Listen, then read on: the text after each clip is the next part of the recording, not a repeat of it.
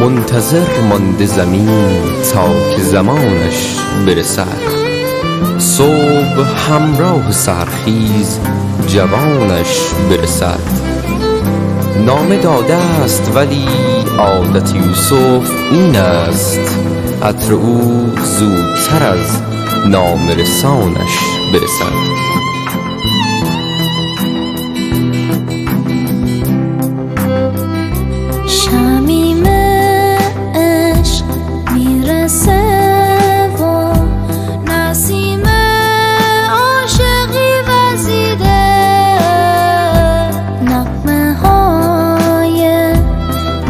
مست تو گوش لاله ها پیچیده، سکوت پاییزو میشنیم وقتی میرسه صدای نوبهار، شبای تیره دیگه سحر میشه، موقع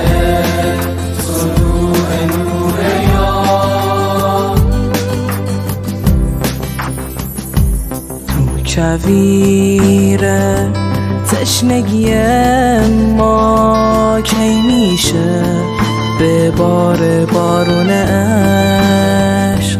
همه دنیا فانیه اما تا ابد میمونه نشونه عشق. موج دریاها سجده کنان موندن پای عشق بیکران تو، موج دریاها سجده کنان موندن پای عشق بیکران تو، واسه شنبه ها با پاهای خسته میرسیم به جمکران تو.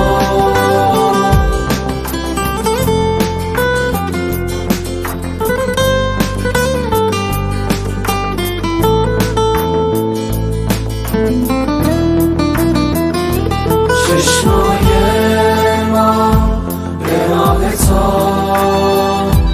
ببینه رنگ چشای تو، صبح جمعه پای ندبه میگیره دل هوای تو، صبح جمعه پای ندبه